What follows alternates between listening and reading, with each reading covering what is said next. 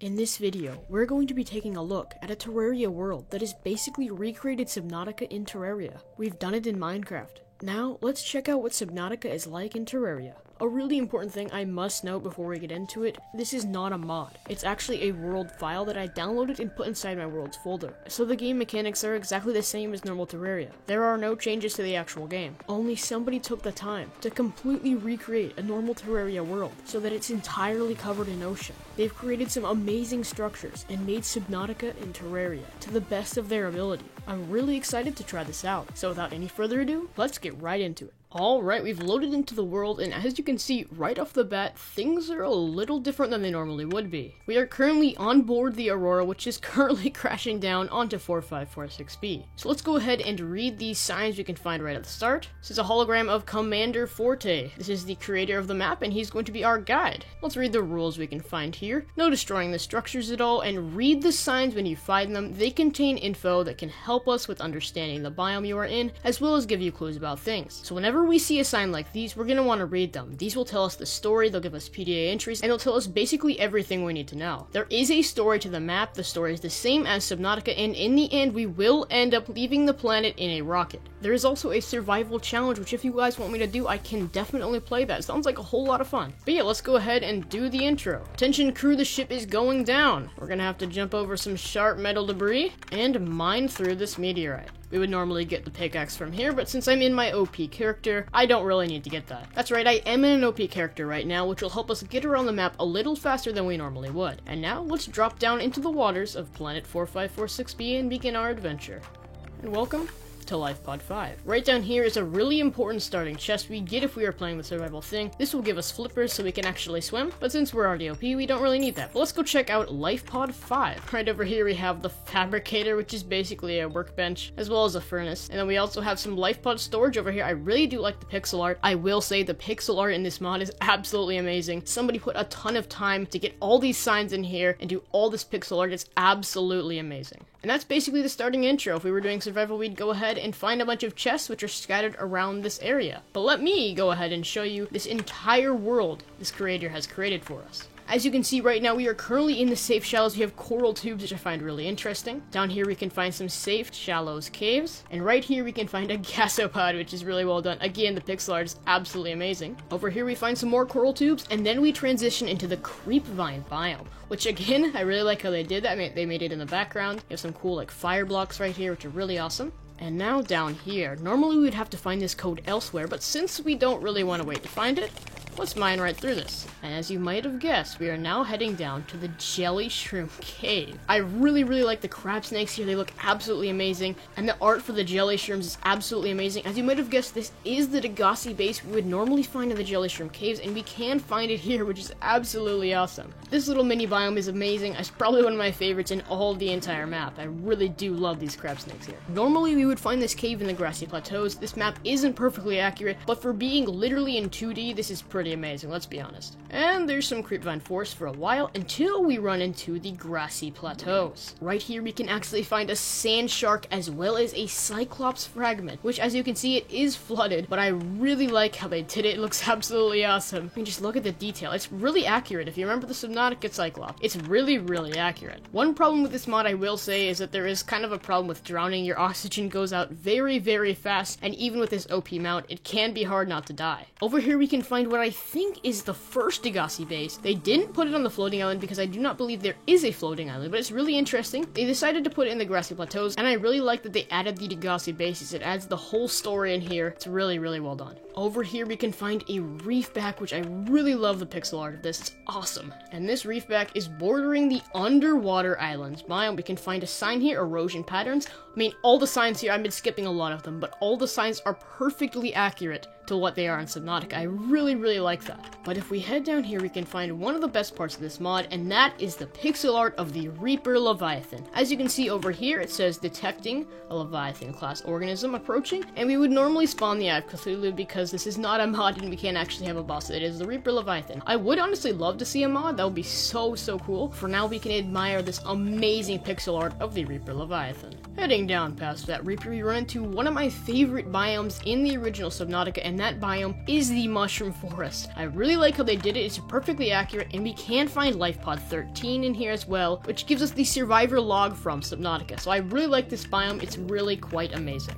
Let's head up here really quick, and up here we can find, you might have guessed it, the Quarantine Enforcement Platform. We would have to find this code around the world. I'm not exactly sure where you would find that, but that is part of the story, and it's kind of a crazy occurrence. When I was first checking out this mod, I went along here and I randomly clicked random buttons, and I somehow guessed the code. The odds of that are absolutely incredible. Somebody tell me what the odds are in the comment section below, please. But let me pull up the screenshot of me doing that so I can actually type in the code. I don't know, it's just absolutely crazy that it actually happened. And there we go. Like I said, I was able to somehow guess that code. We are now into the Quarantine Enforcement Platform. This is constructed by an ancient advanced alien civilization. Further study recommended. I love the little PDA entries here, and you can actually find alien teleporters, which are just in the form of normal Terraria teleporters. There's a little bit of a puzzle here, but we can just bypass that. This would normally teleport us, once we did a special thing, over to the Aurora, but it's not active right now. But this is basically the Quarantine Enforcement Platform, but there's one part of the Quarantine Enforcement Platform that is probably the coolest. This is actually the bottom entrance over here. It's not super important, but the really cool thing is what I'm going to show you in just a second here. Up here, if we travel up and we look at the big gun at the top of this building, we can find some really amazing pixel art. And that art is of the Quarantine Enforcement Platform shooting down the sunbeam. I really like how it looks. It's really awesome. I'm really glad they added that. And now, let's head on past the Quarantine Enforcement Platform onto the mountain island.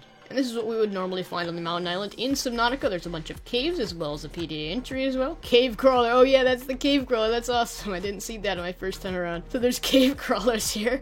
Oh, that's great. And up here, there's basically just a bunch of caves, which is really cool and accurate as it is in Subnautica. If we look at my map here, I believe what's over here is the Void. The map basically ends here. We can just head down and it goes down for a very long time until we enter like the normal Terraria. So I'm pretty sure this represents the Void, which is very cool. And now, I'm going to show you the left side of the map. We're back in the safe shallows. It can be quite relieving, especially in the original Subnautica. Over here, we have some caves and stuff. Back there, I believe, is like, we need a special tool in order to get in here. I'm not really sure what's in there. Oh, it's a chest. Interesting. Yeah, that's another aspect. You, like, actually need to unlock stuff. We need an iron to actually get some stuff. So there is, like, game progression, which is really nice. I mean, somebody put a ton of work into this map. Just think about all the signs placed. All this building just must be insane. Not to mention the pixel art. Again, we have some more caves over here. And now we're back into the Creepvine biome. There's a Creepvine cave, and up here I actually almost missed it. We can find Life Pod 3 just as it is in the original Subnautica on a mound in the middle of the Creepvine Forest. We have the survivor's log, which for some reason I think they messed up because it's empty, but that's not the end of the world. Creepvine Forest once again goes on for a little bit until, once again, we run into the grassy plateaus. Again, there's another sand shark. I'm not sure what these structures are. If you think you know what these structures might be, if they're actually something like we'd find in Subnautica that I'm forgetting, please do let me know. Another sand shark. Let's just appreciate the pixel art here. And another Reaper Leviathan. Woohoo! We would spawn at Eye of Cthulhu right past here. This is the teleporter we saw earlier. That's right. Now, welcome to the Aurora. First off, just look at this amazing pixel art. It is very, very, very well done. But let's explore this amazing thing the map creator has created for us. Here we can find it just how it is in Subnautica. Let's go ahead and mine through here. And in here we can find the Cyclops Bay with a working, not flooded Cyclops, which looks absolutely amazing. I really appreciate him creating it. I mean, it just looks amazing and it's like basically perfectly accurate. And considering this is a 2D game as well, like just wow. Let's head up to the top section over here really quick because there's a few really cool things I want to show you. Up here we can find the crew's quarters and everything. Let's go ahead and mine through so I can show you all of this. If we head down, we can find all these piranhas which represent the biters. I don't like that. Let's mine through this chlorophyte. Basically what this is where we would find a chest. I'm not sure it actually represents anything on the real Aurora, but we'd find an important chest over here. Oh, I don't know how actually important it is. But hey, we get a pet turtle! I'd say that's important. I don't know about you guys, but... And up here we can find the captain's quarters and the crew's quarters like I was talking about. Over here is the sea moth, which again is just really, really well done pixel art. As you can see, there's furniture and everything just like in Subnautica, pretty accurate, and now we're gonna slowly but painfully head down there. Oh gosh. Up here are more quarters, and once again, probably my favorite part of this, we're gonna have to mine over this, we can find the prawn suit. Amazing artwork, creator of this map, well done, look at this thing. Wow, that's so cool. Oh, those are the 2 sticks for controlling it. I didn't notice that earlier. Wow, that's really cool. And we also have the storage. Dude, that's so cool. I wish I could, like, actually drive this around in Terraria. Further exploration is impossible. Oh, that's too bad. Commander Forte's quarters, brah. That's the mod creators. That's awesome. The cafe. This is Ozzy from the cafeteria. That's awesome as well. And I believe we missed another part back up here, so let's go take a look at it. If we do some parkour up here, which I'm not gonna actually do, you can find a little teleporter that teleports us to a really cool spot. Let's do it. This is the administration office and the main deck, whatever. You can find, ooh, a key. Oh, that's the key we saw earlier, to the door we saw earlier that opens the prawn suit. That's awesome. Dude, this is so cool. There's like a whole story and like progression. You have to find stuff in like chests in order to get to certain places, which gives you better stuff, just like in this original Subnautica. That's so awesome. Now, let me show you what we can find on the other side of the Aurora. Let's head this way. Oh, those are crates. That's actually super cool. Wow, I just noticed that.